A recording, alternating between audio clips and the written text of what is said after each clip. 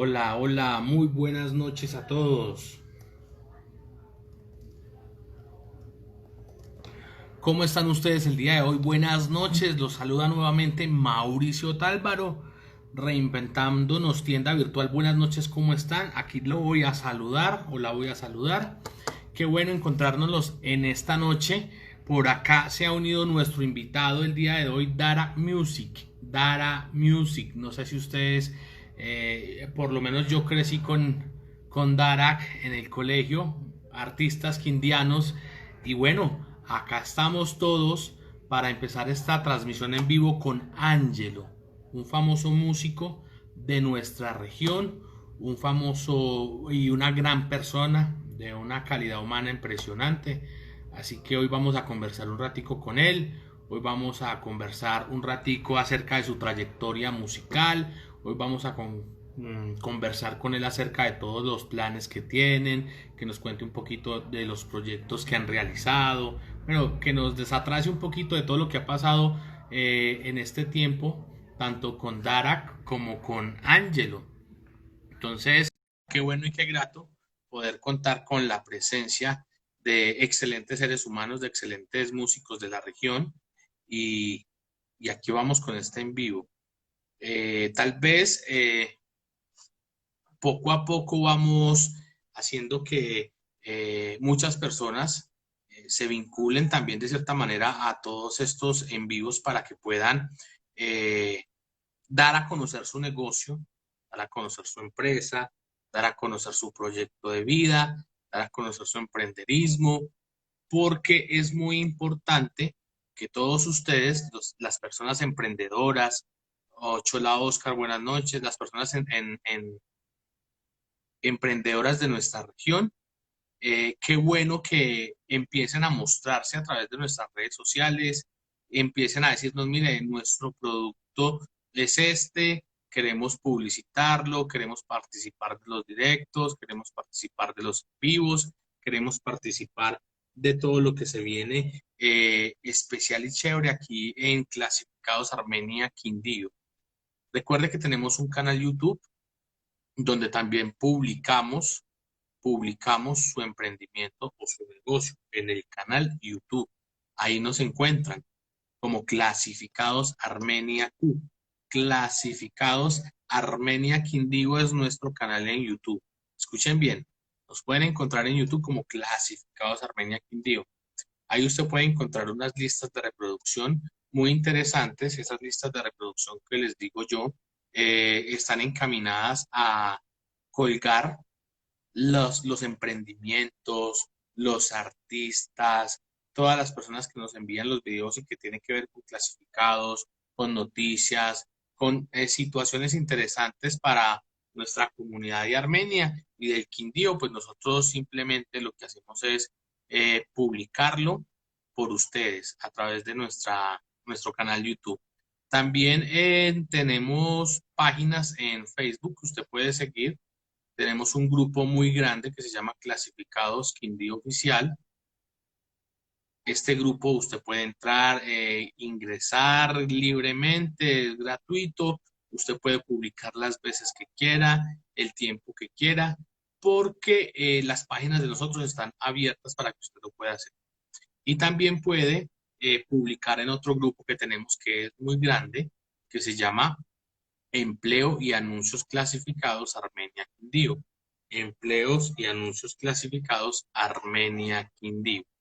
Entonces, esa es como la invitación a que nos sigan en nuestros grupos, a que nos siga en las páginas de Facebook. En Facebook tenemos una página que se llama Clasificados Armenia Quindío. Somos, somos una página que se encarga de mostrar emprendimientos, de mostrar a las personas que nos piden ayuda para mostrar sus negocios. Entonces, qué bueno que ustedes también se vinculen a esta página, que la sigan, que le den ese me gusta y empiecen a mirar todo el contenido que tenemos. Hemos, hemos realizado varias ferias virtuales, hemos hecho conciertos con músicos de la región. hemos realizado diferentes actividades a través de nuestras redes sociales. Ángelo, buenas noches, qué bueno tenerlo por aquí. Mi hermano, un abrazo muy grande y muchísimas gracias por esta invitación. Yo feliz de poder saludar a tu gente y de compartir un rato para que charlemos de cosas que pasan por acá en nuestra tierra.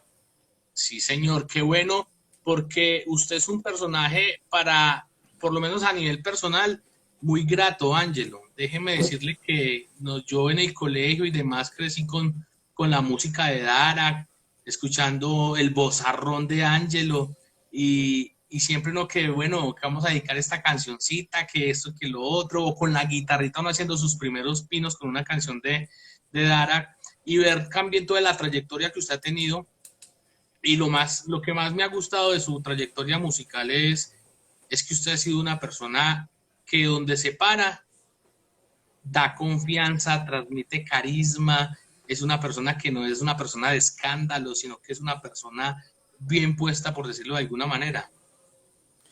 Pues hermano, muchas gracias por tenerme en ese concepto y yo creo que eso tiene que ver un poco con el hecho de que uno se dedicó a esto verdaderamente por vocación desde siempre y en una época muy complicada, porque fíjate que yo empecé a hacer música profesionalmente con mis compañeros de Darat en el año 92 y por esa época pues no había esos referentes que hay hoy en día que le garantizan a uno que posiblemente se va a poder vivir de la música, tener una carrera exitosa, tener giras y todo este cuento. En esa época era una utopía y más en un departamento como el nuestro tan pequeño donde nunca habíamos tenido como un referente musical, ¿no es cierto?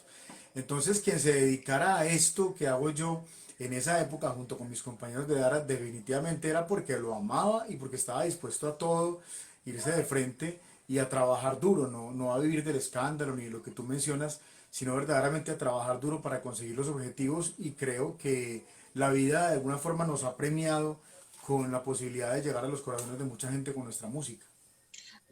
Ángelo, ¿de dónde nace Dara? ¿Cómo fue esa iniciativa? ¿Estaban ustedes sin hacer nada un día en la casa de alguno, escuchados, con la mamá alegando, vea esa batería como suena de duro, esas guitarras, bajen de aquí a mirar a ver qué hacen? ¿Cómo sale ese proyecto de Darak? Mira que era muy especial porque ni siquiera había instrumentos, no había una trayectoria previa de casi nadie.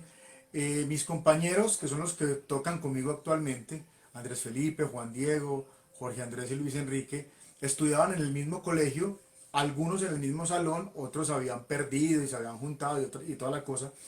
Y el colegio donde ellos estudiaban compró instrumentos musicales para implementar como una cátedra de música, una actividad de música, y ellos siempre han tenido la inquietud, sin saber tocar, solamente Jorge Andrés que había llegado de Pereira y había tenido un paso por el conservatorio, pero el hecho de que aparecieran sus instrumentos ahí, batería, guitarra, teclado, bajo, los animó.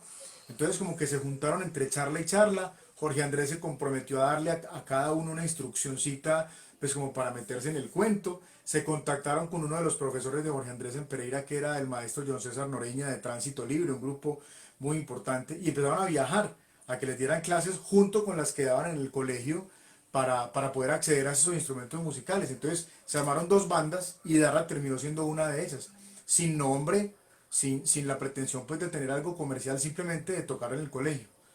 Ellos estuvieron en ese proceso como 6 meses y al marzo siguiente, o sea, del año 92, coincidimos en un paseo. Una compañera que era vecina mía y compañera de estudio de ellos, cumple los 15 años, ellos van a su fiesta, yo también, y en la noche sacan una guitarra para armar una rondita ahí, con una fogata, y yo termino cantando con ellos y a la semana fueron a buscarme y ahí ingresé yo a dar. O sea, yo no tenía, ni siquiera los conocía antes de eso y ahora son mis hermanos, son mi familia, es increíble. Pero el primer lapso de tiempo fue con guitarras de palo, pues las normalitas con las que uno aprende, con Fenalco y toda esa cosa.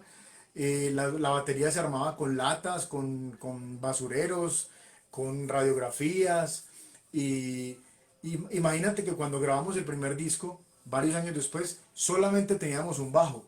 No teníamos ni siquiera instrumentos musicales, todos eran prestados de los amigos. Los padres nuestros nos pusieron a trabajar para ganarnos el derecho a tener los instrumentos musicales.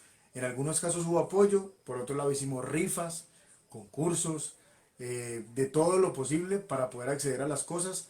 Y yo creo que el hecho de que nos hubiera costado fue lo que verdaderamente hizo que mostráramos el amor por esto. A lo mejor nos lo hubieran regalado de una, y no lo hubiéramos cogido como el cariño que se necesitaba. Yo tengo una pregunta, Ángelo. Yo lo seguí a usted la última vez en el programa Yo Me Llamo Sí. y yo escuché el comentario que a usted le hizo Jesse Uribe, que lo tengo grabado aquí en la cabeza, y decía, ese man, la voz de ese man parece un pianito, dijo. Entonces, con base en ese comentario que hizo Jesse Uribe en ese programa, yo me devuelvo hacia sus años mozos y le pregunto, ¿dónde aprendió Ángelo a cantar? Porque usted tiene un vozarrón, tiene una voz muy agradable. Entonces, ¿usted dónde aprendió a cantar? ¿Cómo fue ese proceso? Mejor dicho, ¿usted de cuándo se metió en la música, Ángelo? Yo desde que me conozco, mira, nosotros, para la gente que nos está viendo de pronto de otras ciudades, Armenia tiene una figura muy importante que fue el maestro Hugo Moncada y sus hermanos. De hecho, hay un festival de duetos universitario que se llama el concurso Hermanos Moncada. Y casualmente cuando yo entré a mi etapa escolar en el Colegio de Los Ángeles de Armenia, él era el que dirigía todo el programa de música. Entonces yo desde el kinder empecé a participar en los concursos musicales porque a mi familia pues le gusta, nunca profesionalmente, pero le gustaba.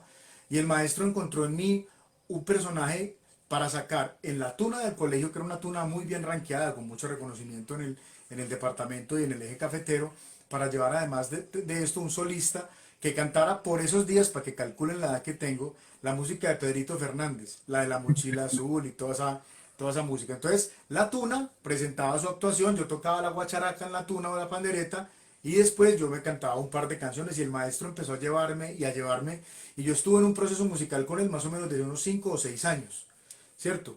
Ya después, como te contaba, mi familia tiene una muy buena vocación musical, mi mamá participó en coros desde que era muy joven en Manizales, luego en Pereira y luego aquí en Armenia, y me vinculó a uno de esos coros, entonces empecé a hacer armonías y todo el cuento, y allí me interesé, ya por el estudio, ingresé al Conservatorio de Música del Departamento del Quindío, que está extinto ya, tuve una etapa allí, una pequeña etapa también por la Facultad de Bellas Artes, y el tema del rock sí ha sido más de calle, el rock es un formato de canto, yo creo que se aprende mucho en la calle, que combina lógicamente técnicas del canto profesional, pero que además le agrega un montón de elementos que no se enseñan en ninguna parte, y que por eso digamos que es la música que comprende más estilos de cantar dentro de sus subgéneros.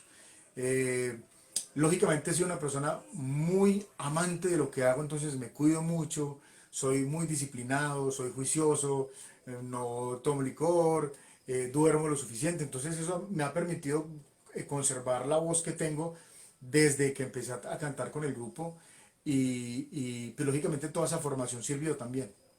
¿Cómo fue el proceso para decir, bueno, nos vamos a llamar Darak y vamos a tocar rock? ¿Por qué no nos vamos a llamar así y vamos a tocar balada? Yo creo que por la generación que estábamos viviendo, en esa época, si hubiéramos nacido en esta época, estaríamos tocando a lo mejor bachata, a lo mejor música popular, pero lo que sonaba en esa época y en Armenia, que ha sido muy rockero, y los propios rockeros de Colombia reconocen a Armenia y el departamento del Quindío como un bastión del rock muy fuerte. Entonces había una gran influencia en esa época de grupos como Iron Maiden, como Metallica, como los Guns N' Roses. Y si tú te fijas, no solamente era la influencia musical, sino que ellos hacían parte también de todas las campañas publicitarias de las grandes marcas del mundo, de las gaseosas, del Super Bowl, de los programas de televisión. Entonces, el rock en esa época era tan protagonista como hoy puede serlo, por ejemplo, la música urbana, el rhythm and blues, el pop, el rap. Entonces, yo creo que primero la influencia fue esa. Y el nombre fue muy curioso, porque fíjate que yo entro al grupo, como te digo, inicialmente era un proyecto simplemente de cumplir con una cátedra en el colegio, y cuando yo ingreso, pues ya dijeron, bueno, ya vamos, ya tenemos un cantante, tenemos unas canciones compuestas, empecemos a presentarle esto a todo el mundo. Necesitamos un nombre. Empezamos a discutir, cada uno llevó 5 o 6. En esa época era muy chistoso porque todos los nombres del grupo eran enfermedades. Entonces amnesia, equimosis, cirrosis y todo ya como por ese cuento. Y un día yo me encontré una cartelera que ellos, antes de que yo entrara al grupo, habían hecho, en la que estaba la palabra Darat. Yo les pregunté qué significaba y me dijeron, eso lo armamos con las iniciales de los apellidos. Duque, Arias, Ateortúa y Holguín. A mí me gustó mucho, pero ellos insistieron que no lo dejáramos así. Sin embargo, tuvimos nuestra primera presentación en ese colegio donde estudiaban, que era el San Luis Rey, Y faltando 2 o 3 minutos, el profesor del área de música nos dice, bueno, ¿cómo se llaman? Porque los tengo que anunciar. Y entonces empezaron, no, que nos llamamos, creo que era como Paranoia, el otro nombre que le íbamos a poner. Y tiramos una moneda, yo voté por Darat, ellos votaron por Paranoia y ganó Darat y nos llamamos así 5 minutos antes de salir al primer concierto. Ese fue el bautizo, la Ese fue el moneda. bautizo, exactamente. Me tocabas varias bandas. ¿Cuál crees que ha sido la banda que más influenció a Darak en su música? Sin duda, a Darat como grupo Iron Maiden. Porque, como te digo, Jorge Andrés fue el verdadero maestro nuestro dentro de la formación del grupo y a su vez de él, la gente de Tránsito Libre. Pero como él fue el que nos transmitió todo ese conocimiento, él era un amante increíble de Iron Maiden, tenía todos los discos, la colección, incluso versiones que salían en Japón diferentes a las americanas, tenía los discos originales que traían también de Estados Unidos porque su hermano también era muy rockero. Entonces, lógicamente esa impronta que él traía se viene mucho a Darat y en el primer disco hay canciones que suenan mucho lógicamente a Iron Maiden. Después ya lógicamente hemos tenido un oído abierto a muchos, no solamente a muchos grupos de rock, sino a muchos géneros. A mí me encantan las rancheras, me encanta el bolero ranchero también. Soy un amante de la salsa así tremendo. Entonces, claro, todas esas cosas se impregnan y terminan constituyendo la forma de uno cantar o hacer música. Pero como grupo, yo creería que es Iron Maiden y mía particular una agrupación que no fue muy conocida en el mundo, que es española y se llama Sangre Azul. Las letras. ¿De dónde se inspiraron para las letras? En la primera etapa, en lo revolucionado que estaba la sociedad. Fíjate que para la gente que de pronto no sabe o es mucho más joven, para el año 92 cuando nosotros empezamos estaba todo este tema de la guerra de los carteles de Cali contra el de Medellín. Nosotros estábamos precisamente en la mitad como departamento del Quindío. Aquí, aunque vivimos en una paz, digamos, relativa hace mucho tiempo, la gente tiene que saber que aquí ponían bombas en los bancos, en las sedes de drogas La Rebaja que pertenecían a un cartel y el otro entonces por hacerle daño lo hacía esto. Entonces toda esa convulsión que había a nivel político, lógicamente inspiró muchas de las letras que nosotros teníamos. Otro de las grandes inspiraciones era la represión que había por parte de la sociedad contra los rockeros, que era más peligroso un gusano de guayaba, pero los rockeros éramos, porque éramos peludos y andábamos de negro, éramos malos. Pero yo no conozco gente más noble, más tranquila realmente que los rockeros. Porque de pronto ese baile del pogo, que es un baile en el que se busca como calmar toda esa tensión que se tiene durante la semana, pues se ve agresivo, pero realmente tú ves en un concierto de rock las cosas terminan siendo muy amistosas, mientras que a veces en los de otro tipo de música, con el trago y con la vaina, pues hay disturbios y todo eso. Entonces cargábamos un mal nombre, digamos, los rockeros, y en todo eso nos inspirábamos. Y lógicamente, el amor, porque el medio de comunicación que encontró el rock en esa época para llegar a lo comercial fueron las baladas, ¿cierto? Entonces habían baladas de Bon Jovi, de Scorpions, de Guns N' Roses, todas esas canciones que llegaron a la radio y fueron la forma en las que el rock se vendió al resto del mundo. Entonces nosotros lógicamente también dentro de nuestra música teníamos unas 3 o 4 baladas en las que le cantábamos al amor, en una época en que estábamos floreciendo precisamente a ese sentimiento, saliendo del colegio, consiguiendo la noviecita, todo el cuento. Entonces esos creo que yo creo yo que serían como las fuentes de inspiración del grupo. Ángelo, ¿en qué momento dicen ustedes como grupo Darak, tenemos un éxito, le dimos al palo? Mira, hay que reconocer una situación que nos ocurrió. Nosotros grabamos un cassette en el propio sitio donde ensayábamos con la ayuda de un ingeniero que todavía hace música aquí, hace ingeniería aquí, que se llama Fabio Sánchez. Grabamos un cassette sin muchas pretensiones.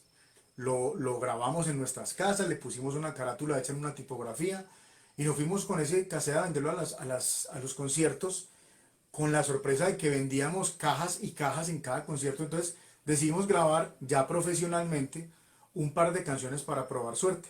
Y grabamos una canción que se llamaba Yo no te debo amar y otra que se llamaba Fuego del Olvido en el estudio del señor David Corquidi, guitarrista del grupo Cronos, un grupo muy famoso del rock.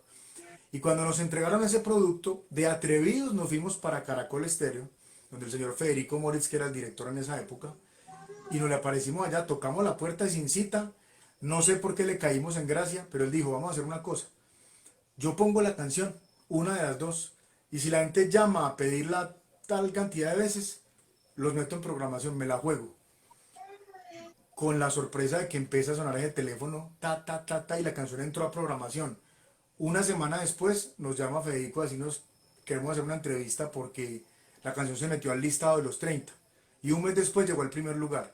Y en esa época competía contra Ricardo Montaner, contra Pedro Fernández, bueno, contra todos esos grandes de la época de la música romántica. Y ahí fue donde nos dimos cuenta, primero, que se nos había convertido en una profesión. Segundo, que además había gente que llamaba a pedirla y la canción se estaba volviendo parte de la historia de su vida, como nos pasaba a nosotros con esos artistas que yo te digo, Camilo Sesto, El Puma o Ricardo Montaner. Y eso nos explotó prácticamente en la cara, como te digo, ni siquiera teníamos instrumentos propios. Ahí ya empezó la necesidad, los papás se dieron cuenta de cómo era la vuelta, entonces nos empezaron a dar más permiso para ensayar, digamos, a liberarnos un poquito la carga del estudio para poder nosotros hacer todo este tipo de actividades y la cosa se disparó. Tanto así que al año siguiente ya tuvimos forma de grabar el disco completo. Los recursos para grabar eso, ¿de dónde salieron, Ángelo? ¿Cómo Eso hicieron? fue muy bonito porque mira, con la lanzada de los dos sencillos, que los hicimos con plata de una rifa, pues se disparó la vaina. Entonces ya pedían conciertos y todo. Entonces el papá de Jorge, don Raúl Holguín, a quien le mando un abrazo muy grande, nos dijo, yo voy a ser su manager, porque ustedes necesitan una cabeza que lo represente. Ten en cuenta que éramos todos menores de edad. Entonces él empezó a organizarnos, empezó a darse cuenta que los conciertos tenían buena respuesta, que a nivel económico había una buena respuesta. Entonces él dijo, vamos a hacer una cosa. Si nos ponemos a esperar que ustedes ahorren la plata suficiente para el disco, les va a salir barba y aquí ya no vamos a... ¿Cierto? Entonces, el hombre ignoró el carro de la familia. Hizo un crédito, la verdad no recuerdo ni cuánta plata, con el compromiso de que el grupo a partir de ahí, la venta de los discos y la plata de los conciertos iba a ir inicialmente a cubrir esa deuda y ya después había forma de repartir. Lógicamente teníamos la facilidad de que vivíamos todavía con nuestros padres todos, entonces aceptamos, lo hicimos y te cuento, el disco vendió cerca de 7.000 copias. Impresionante. Solo el día de lanzamiento llenamos el Teatro de la Cruz Roja y la boleta era el disco. Entonces, él hizo una apuesta, pero lógicamente no la habíamos ganado, porque antes de eso llevábamos 4 años, de lunes a sábado ensayábamos de 7 8 de la noche a 12 de la noche. No salíamos a beber, no salíamos a rumba, estábamos clavados ahí. Entonces, lógicamente se dieron cuenta que era cierto el interés, que no era una pataleta o un antojo de los pelados de querer ser los rockeros y tener el pelo largo, sino que había un producto que se quería respaldar con profesionalismo y esa fue la historia. Qué chévere, qué chévere. Ángelo, sus compañeros de Dara tenían el mismo sentir o otros estaban más o menos tibios, todos tenían la aspiración de ser músicos. ¿Cuál era el sentir de ustedes? Mira, Jorge Andrés sí, Jorge Andrés lo tenía muy claro desde pequeño, al que conocen como Pingüi. Yo también, lógicamente con toda la oposición de mi familia, era increíble, pero para los demás sí fue una sorpresa. Era, querían hacer rock, porque era lo que pintaba chévere en esa época. Aparece Jorge, que se sabía canciones de Metallica, que sabía canciones de Iron Maiden, que les enseñaba cositas en la guitarra, y la cosa empezó como un juego. Pero como te decía, nos explotó en la cara. Haciendo una cosa simplemente por hobby en el colegio, luego llego yo, empezamos a hacer conciertos, había que, entonces que la ropa, que esto y que lo otro, y se volvió ya un compromiso. La ventaja es que siempre fuimos muy organizados. Y lo que pasó con Dara es que supimos explotar las capacidades de cada uno. Luis Enrique, que es el baterista, que es un gerente en potencia, además tiene una empresa muy importante aquí en el departamento que se llama Café Quipe. Él se encargaba como de todo el tema de las finanzas, de la parte contable, de que el grupo estuviera bien establecido, que hubiera forma de costear la parte de producción de los conciertos y la cosa evolucionara. Juan Diego, que es el bajista, era el que nos ponía metas todo el tiempo. Es que hay un festival que se llama Rock al Parque que están haciendo, tenemos que ir. Todo el tiempo se estaba buscando la cosa. Ten en cuenta que ni internet había, entonces él era el que estaba rebuscando todo eso. Andrés Felipe era una hormiguita porque entonces él puso el sitio de ensayo, nos recogía, adaptaba todas las cosas para que estuvieran bien. Y Jorge Andrés era el genio musical, casi todo el primer disco fue compuesto por él. Entonces fue juntar un montón de voluntades. Lógicamente tuvimos una interrupción ya por allá en el año 98, cuando ellos se enfrentan a poner en la balanza el hecho de vamos a seguir haciendo música o también vamos a estudiar una carrera universitaria, que fue, digamos, el primer punto donde Dara se quiebra allí y Jorge y yo nos vamos para Bogotá y los demás se quedan aquí. Pero fíjate cómo la vida da vueltas y vueltas y vueltas y después de Jorge y yo intentarlo mucho por allá, de tocar un par de años con otros músicos geniales que también nos dieron unas páginas maravillosas a esta historia. Yo después de ser solista, del Factor X, de la voz, de todo eso, nos encontramos casi 16 años después y parecía que hubiéramos ensayado la semana pasada, por lo menos en la amistad, porque esos sí oxidados totalmente. Nos demoramos un año en poder volver a tocar en un concierto, pero así fue más o menos la historia. Ya que me hablas, me mencionas el tema del concierto, ¿cuál fue esa experiencia en vivo, en concierto, que más les impactó dentro de ese periodo de formación? Particularmente una muy especial, como te digo, nosotros nos metimos a los listados de Caracol sin pensarlo. Entonces nos contaba Federico Moris que llega un empresario que traía por el año de 1994 a Enanitos Verdes a la Plaza de Toros. El tipo estaba haciendo promoción muchos días y no despegaba la venta de boletas, no despegaba, no despegaba. Y entonces Federico le sugiere a él, ¿por qué no mete a la banda quindiana que está en este momento de número uno en las listas? O sea, no es que no toca traerlo de lejos, no toca hacer nada, ellos están aquí y casualmente están de primeros, nos buscan y nos metieron en ese concierto, un concierto en la Plaza de Toros de Armenia, junto con Estados Alterados de Medellín. Imagínate tú, Enanitos Verdes, en la época en que estaban tocando El extraño de pelo largo, La muralla, pues que estaban en el punto más Arriba en la alto. cima.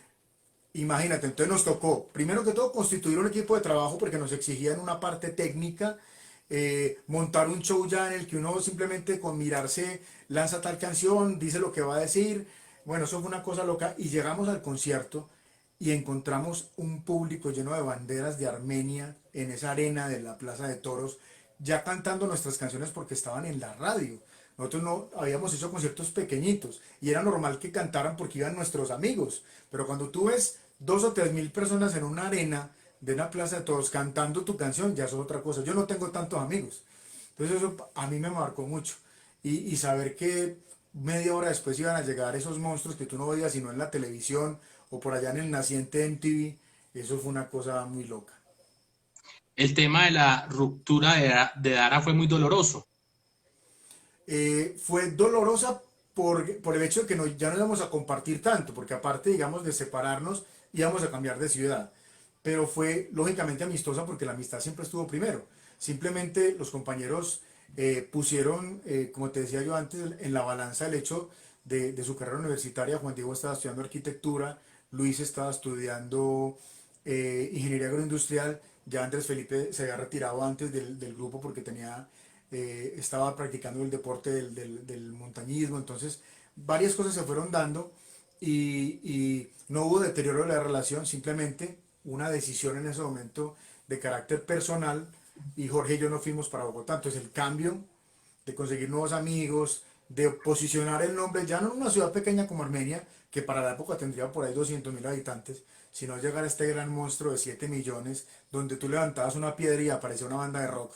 Entonces eso fue complicado. No tener, digamos, el impulso de estos grandes amigos que éramos una familia y que entre todos nos enfrentábamos a las dificultades que pasaban aquí o en Cali o en Manizales cuando tocábamos. No, ahorita estábamos Jorge y yo solos constituyendo una nueva formación que a la postre fue grandiosa, con la que sacamos otro disco y todo eso, pero el comienzo era complicado.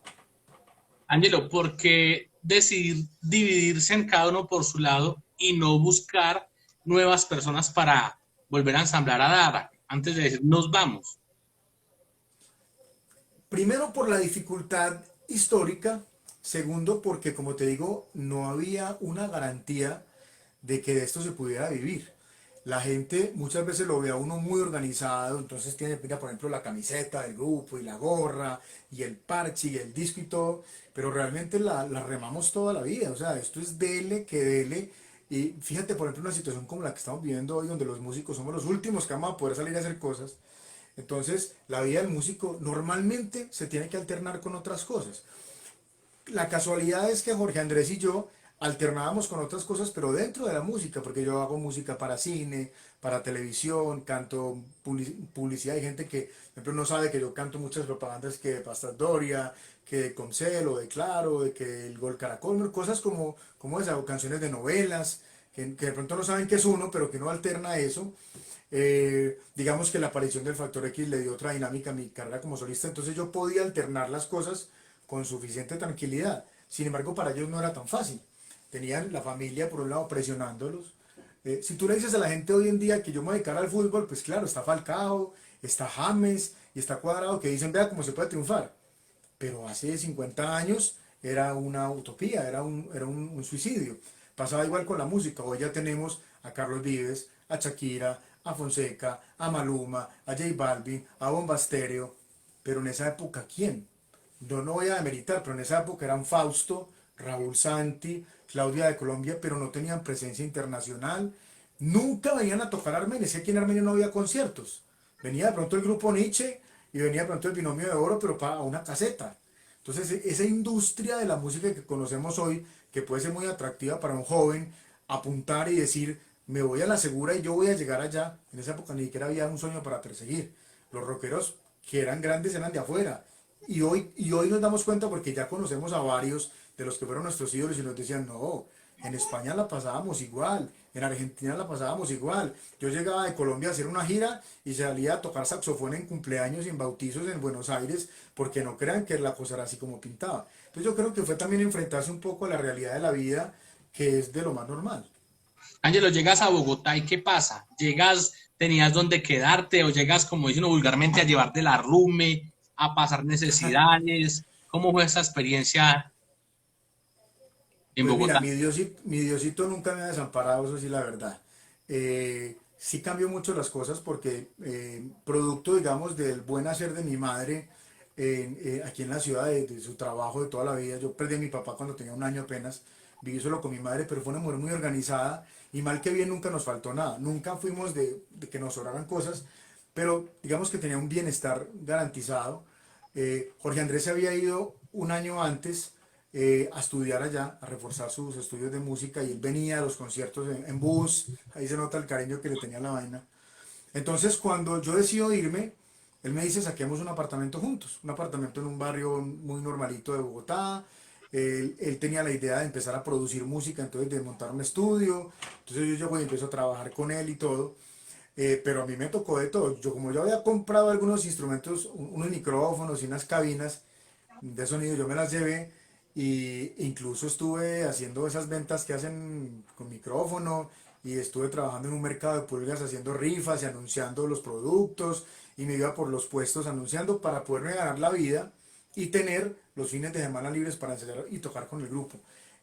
Cosas que seguramente en Armenia no habría hecho, porque en Armenia no conocía gente que lo podía ayudar.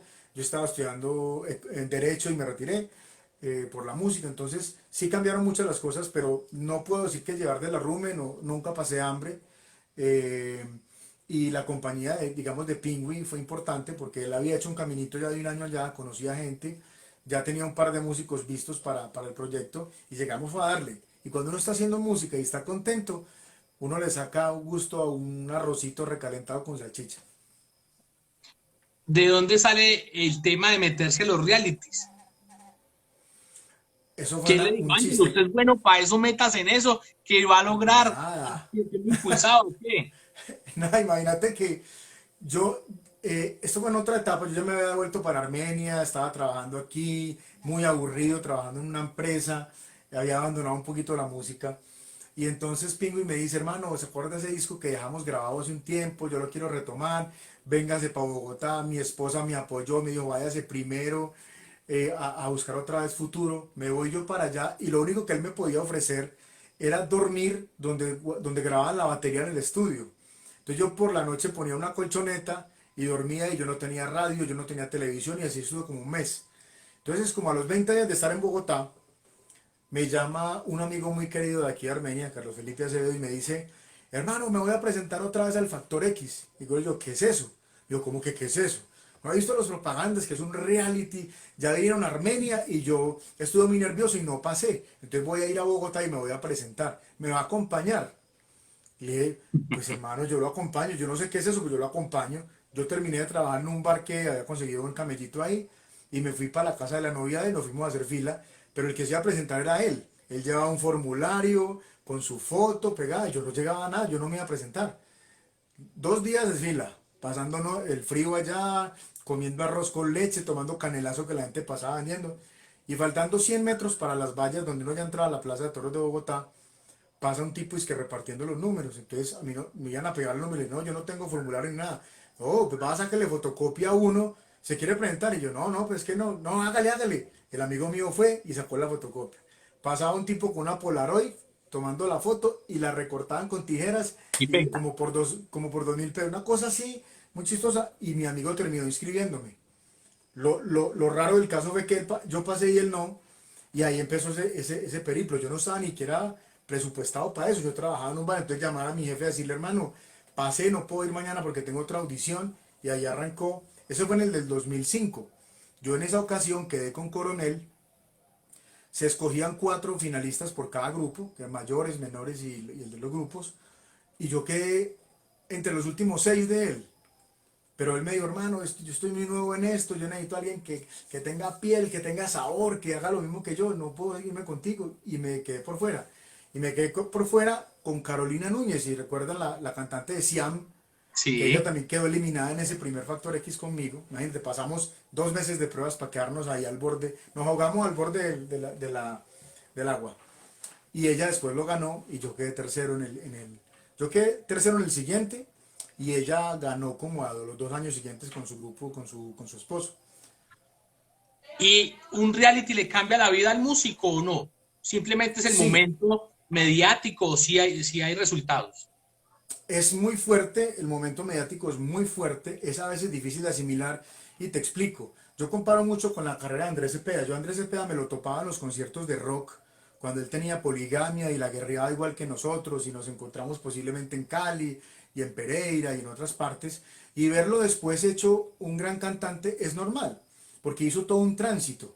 Luego se fue de solista y le dio duro y grabó un disquito y más o menos le sonó y luego grabó los boleros y más o menos también, hasta que un día después de tanto esfuerzo se convirtió en Andrés Cepeda. Entonces es más fácil de asimilar porque fue algo gradual. Pero yo era un músico de rock con el pelo hasta la cintura, que cantaba nomás rock, que no crecí siendo rockero, pero ya estaba dedicado nomás a eso. Y llego a ese programa y me dicen, no, es que usted va a cantar música de Luis Miguel, de Cristian Castro, de Alejandro Fernández. Entonces aprenderme toda esa música que la ropa, yo cantaba con las piernas abiertas agarrado en una piaña, ahorita no, usted tiene que estar sentado como un doctor, con corbata, con corbatín, todo ese montón de cosas. Y tú entras, ponme cuidado lo que te voy a decir para que analices la vaina. Yo me he ganado 80.000 pesos la noche cantando en un bar en Bogotá.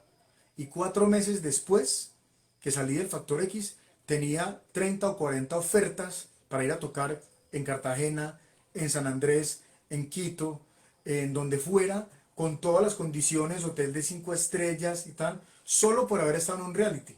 Pero yo soy consciente de que yo no fui mejor cantante porque estuve 4 meses en un reality. Sí aprendí a manejar las cámaras, a dar una entrevista, a entender ciertas dinámicas y aprender de ciertos equipos técnicos a los que yo no tenía acceso, pero realmente yo no era mejor simplemente por haber estado ahí. Entonces, primero me di cuenta que en parte el tema de la música voy a utilizar una palabra porque no encuentro un sinónimo en este momento, pero es falso. Es como una especie de fachada. No eres mejor, simplemente eres más famoso. Y hay muchas formas de llegar hasta allá. Creando una gran campaña apalancada con dinero o siendo muy chistoso y después lanzándote a la música.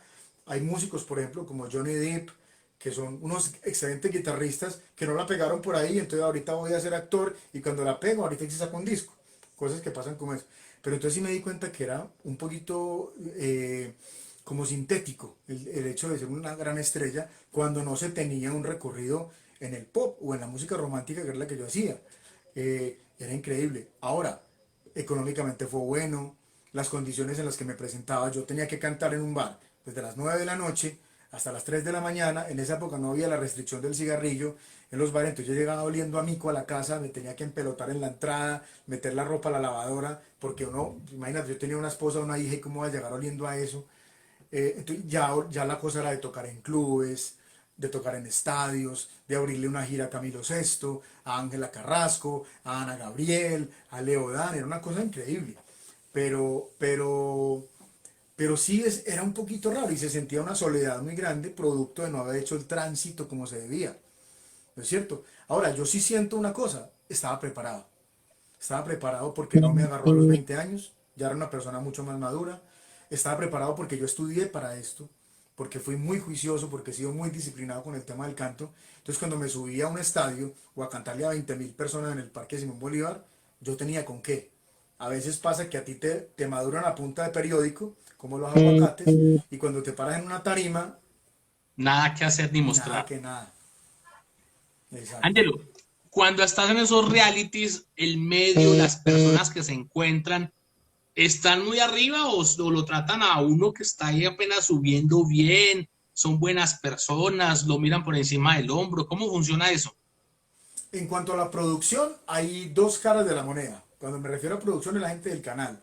Te tratan muy bien porque saben que tú en ese momento vas a ser la cara que soporta esos minutos de transmisión al aire, ¿cierto? Entonces tratan de que tengas lo mejor, los mejores micrófonos, los mejores monitores inalámbricos, excelente ropa, te visten como un artista, te transportan, no te toca poner un peso, en algunos casos, en otros no, pero sí hay muchísima presión porque yo siento que ellos tienen una gran preparación en el hecho de saber cómo se hace la televisión, pero poca de cómo se hace la música. Entonces queremos que cantes esta canción, la gente de pronto no sabe, pero yo no escogía mis canciones, nunca las escogí. Vas a cantar esta canción de tal artista y pero es que ese no es mi registro, ese no es mi tal, no, no importa. Entonces te enfrentan a un público, a veces incluso a competir contra alguien que es muy bueno y resulta que no tienes las herramientas para hacerlo porque la producción escogió mal para ti la canción. Eso por un lado. Los compañeros que nos encuentran son una maravilla porque son un combustible muy bonito. Te das cuenta que desde San Andrés hasta el Amazonas y desde Tumaco hasta el Orinoco hay colombianos guerreándosela igual que uno, con todas sus historias, grabando en estudios caseros en sus regiones, cantando en canales locales, teniendo sus pequeños estudios en casa. Entonces se da uno cuenta que hay un medio, hay una escena efervescente de la música en todos los géneros posibles y el aprendizaje es muy grande. Y ya luego llega el intercambio, porque sales, quedas con una base de datos grandísima de amigos, entonces vení, yo te vendo aquí para la alcaldía, tú me llevas allá, juntémonos estos cuatro. Yo por ejemplo tengo una historia muy chistosa, Jesse Uribe contaba que él cuando se lanzó más o menos, antes de Dulce Pecado, él hizo una gira con una marca, reunió una platica y grabó su primera canción. Esa gira la conseguí yo. Yo estuve con Jesse Uribe en La Voz Colombia, éramos muy grandes amigos. Me llamó un amigo con el que yo había hecho una gira con la empresa Mafre Seguros, que se llamaba Factor M, que le hicimos con José Gaviria, con Laura Cuña, con toda esa gente. Me dijeron, organízame de tus compañeros de La Voz, los que más te cayeron y los que tú creas que pueden montar un show el berraco para irnos otra vez con Mafre de gira. Y yo, desde que conocí a Jesse Uri, yo dije, este tipo tiene la mejor voz del país. O sea, yo no había visto un cantante tan bueno al natural, un tipo que no necesita un micrófono para sonar, ni efectos, ni nada. El tipo aquí al lado, en el almuerzo, te cantaba un pedazo de una canción y tú decías, este tipo es de otro planeta. Entonces llamé a Jesse, llamé a Carlos Manjarres, que es ahorita, yo me llamo Silvestre Angón, que también estuvo conmigo en esa edición, y armamos una gira por 11 ciudades. Y fue muy bonito. Yo después, por ejemplo, me fui a hacer unos conciertos con Jesse, me quedé en su casa. Fue muy chévere. Entonces, imagínate toda esa gente maravillosa que uno conoce, que después son un punto de apoyo para disparar la carrera, que el día de mañana, por ejemplo, me toca de jurado, que espero yo, digamos, que lo que dijo de que yo cantaba muy bonito no fuera porque era mi amigo, aunque no lo veía hace como 2 años, pero hay una admiración mutua y eso lo sabía. Qué bueno, qué bueno. Ángelo, ¿qué sigue? Ah, espere, no, Mucha, no, espere porque me estoy faltando, me estoy saltando, dando un paso muy largo y no quiero. Usted hizo parte de un grupo también de aquí de Armenia que se llama Irreverencia. Creo que es así, ¿cierto que sí? aún hago parte, orgullosamente. Yo los conocí por Confenalco, a Irreverencia. Claro. Ellos El grupo nacieron de ahí. Irreverencia comenzó hace más de 20 años, porque hace unos 4 años celebramos los 20 precisamente en el Teatro La Cruz Roja. Es un grupo que nació casi que por idea del director de Confenalco, que había un par de locos allá, sobre todo mi compañero Diego, que era el payaso que organizaban en todas las fiestas internas de Confenalco. Y entonces el día de mañana empezaron a llegar convenciones de empresas y decían, hombre, ¿por qué no llaman le decían el culebro, el culebrero que venga y haga un acto? Y eso se empezó a agrandar al punto de que ya les tenían que dar permisos porque esas empresas al año siguiente querían tener el mismo acto, entonces les tocó armar el grupo y empezó y empezó y empezó. Desafortunadamente Héctor Fabio, que fue el compañero inicial de Diego Rodríguez, mi partner en Irreverencia, falleció y él ha tenido varias formaciones. Yo estoy con él hace 6 años, me hizo la invitación porque coincidimos en el matrimonio de un amigo en común y a partir de ahí empecé a trabajar con él. Fue una experiencia increíble. Yo acababa de regresar de Bogotá a ir otra vez a Armenia y fue un reto. Él me llevó a su casa, me mostró el formato, me dijo que si yo me le medía, yo conozco mucho de audio porque he hecho, trabajado en estudios y todo eso, entonces le podía dar esa mano que él necesitaba porque la persona que había salido, que había sido un puntal para él durante 20 años, manejaba toda esa parte. Yo reunía esas condiciones, entonces él me invitó a participar en el grupo y aún estamos trabajando.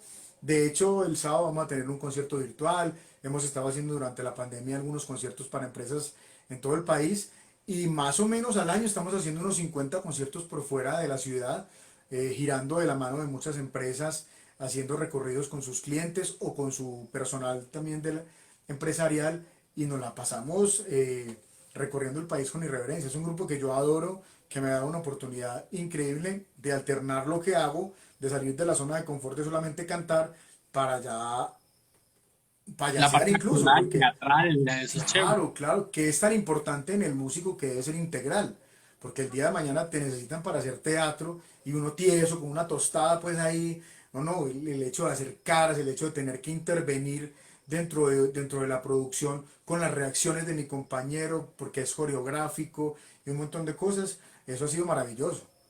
Ángelo, ¿por qué pregunto el tema de irreverencia? Porque el tema del Puma nace de ahí de irreverencia. Claro, yo estaba todos los días en contacto con la imitación. Mi compañero hace actualmente 27, 28 personajes excelentemente con todo el tema de la producción. Él me había dicho varias veces a mí que intentara. Nosotros fregamos en la camioneta, cuando viajábamos, en el avión y todo el cuento.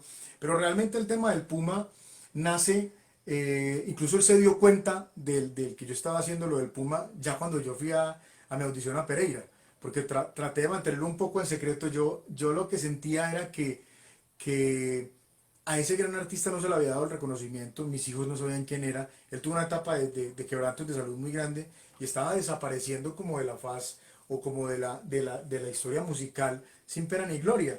Entonces, yo tengo un recuerdo muy grande, porque cuando yo era chiquito y te contaba que cantaba la música de Pedrito Fernández, yo cantaba con mis amigos en donde yo vivía, un condominio que se llamaba El Pórtico, saliendo para Circasia, que lo demolieron después del terremoto.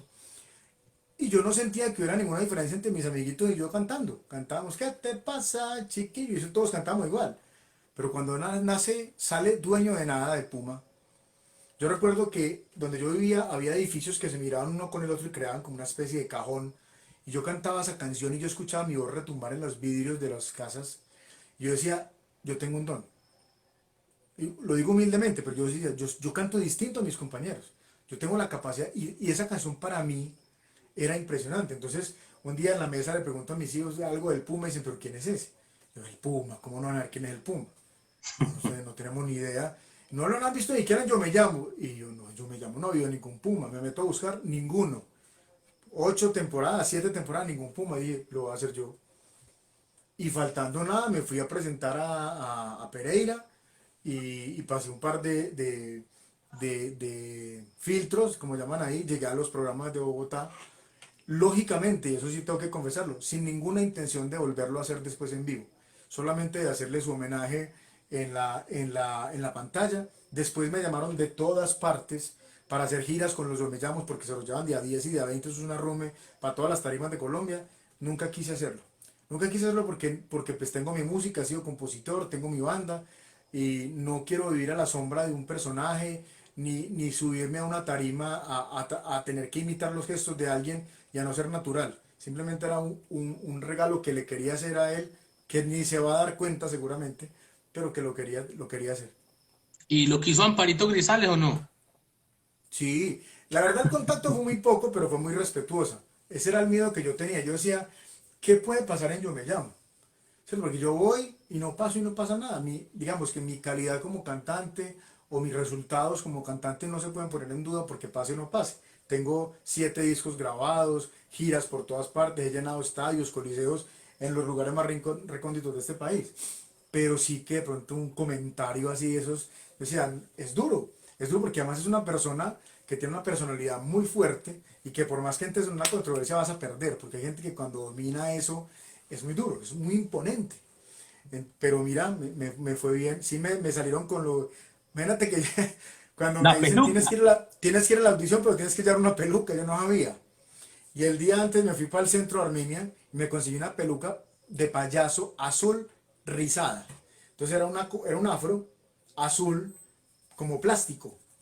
Entonces me fui para un salón de belleza y la peinaron con una plancha y me la traje para aquí siendo azul y mi esposa la pintó con un tarro de pintura para moto. De esas de así, Aerosol. la puse en un maniquí y le echó pintura negra por encima. Y esa fue la historia del gato muerto. Pero me dieron pasito. Yo hubiera sido yo el jurado y lo vi más duro. Ahora sí, Ángelo, ¿qué sigue? Muchísimas cosas. Mira, toda la vida, como te digo, nos toca compartir la música y otras actividades para poder vivir. Nos pasamos toda la vida quejándonos de que falta tiempo.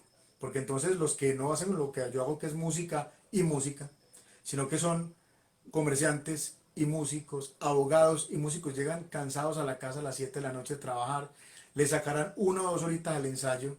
Entonces, como la pandemia nos regaló ese montón de tiempo, nos agarramos a corresponder a esa oportunidad.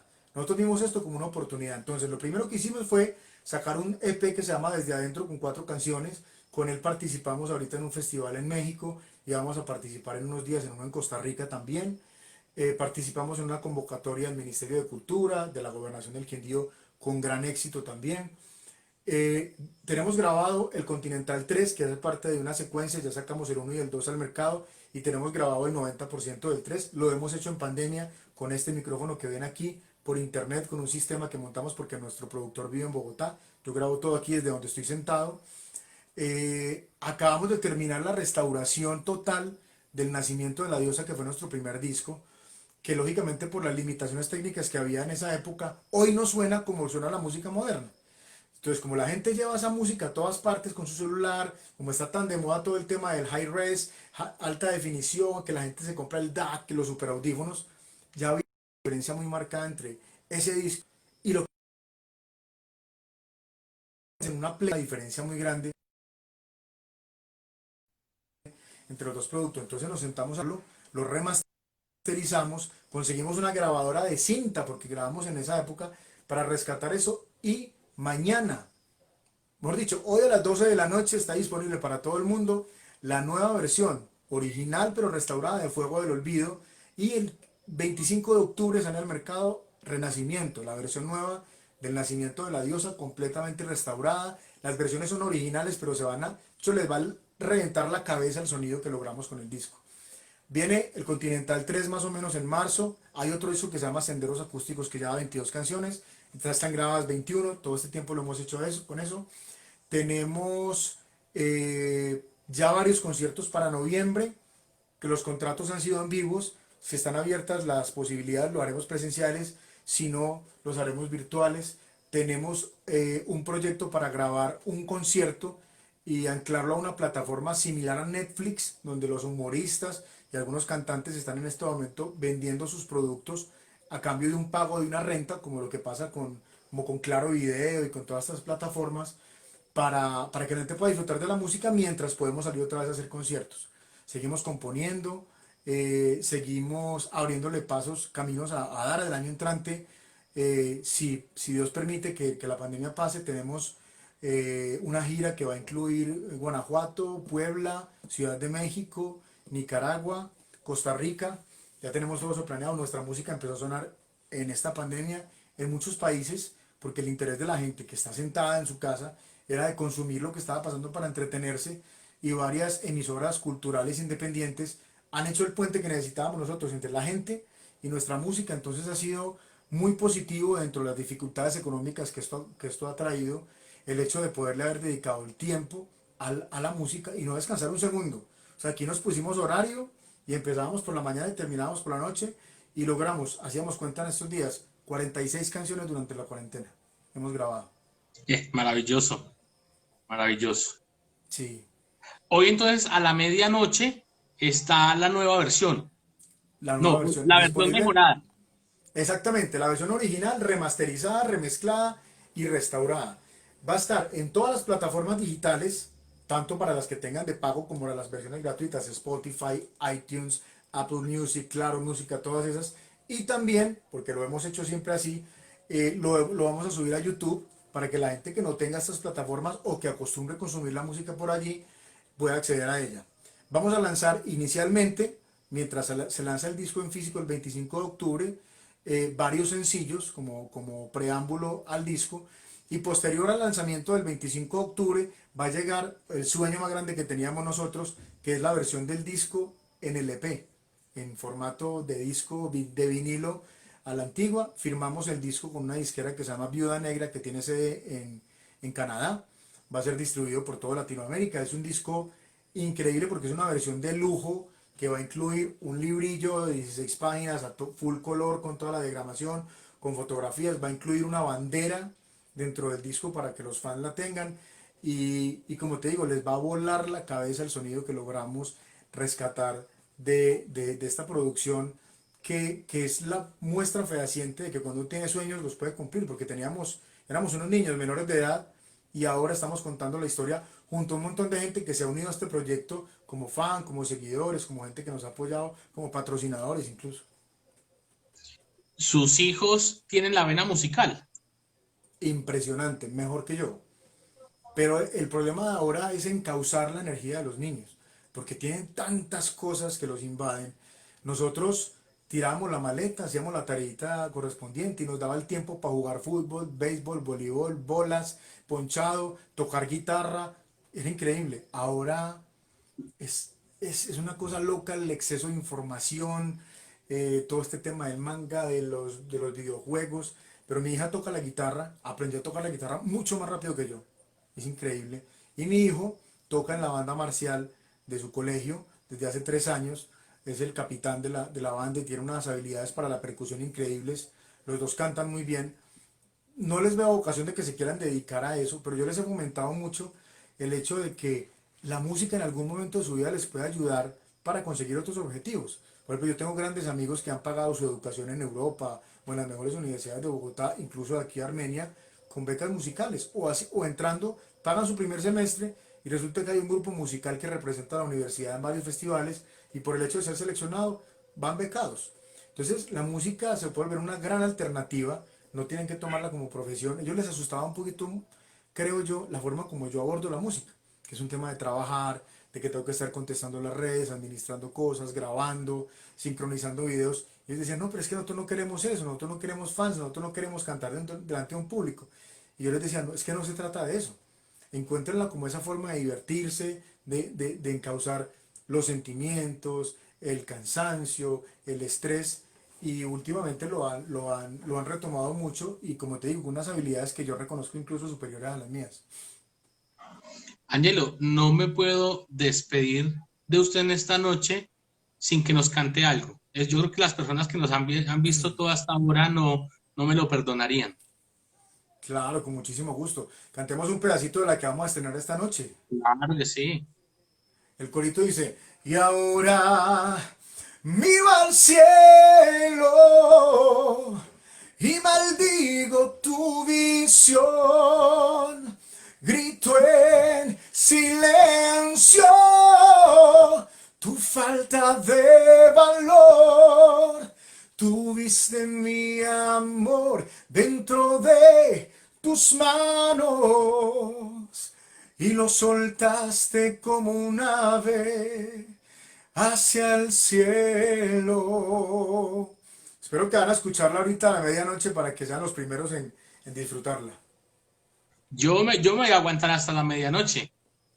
Me la Excelente. aguanto y la escucho. Me la aguanto y la escucho. Angelo, un mensaje que usted le quiera dar a las personas que están en este momento con nosotros, han estado en este en vivo, y los que van a ver, porque esto queda en una huella digital, esto no se borra, esto sigue rodando. ¿Cuál es el mensaje que usted tiene como músico, como ser humano para estas personas?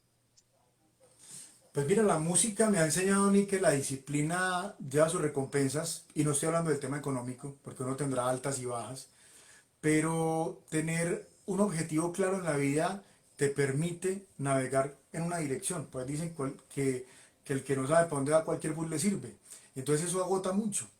Cuando tú tienes claro para dónde vas,